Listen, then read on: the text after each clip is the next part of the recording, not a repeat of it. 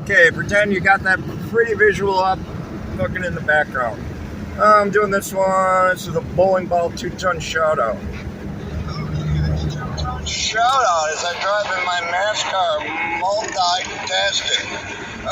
It's going to NASCAR. It's going to Craig.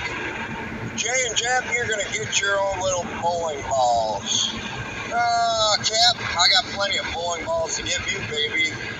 And I don't want to give you bowling balls to fuck you up, but to wake you up.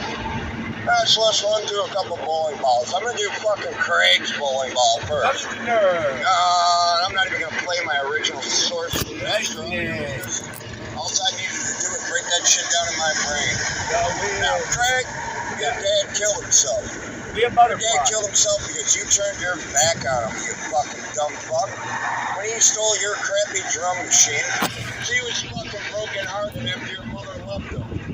Now he was smoking crack himself, but you would not let that man get any more slack. You cut him off. You told him, get the fuck out of your house. And he did. And then he went and killed himself. And to show it to you, he kept your picture in his back pocket. So when your friendly fingers, they do practice whatever to weave, yeah, they do deceive. Craig.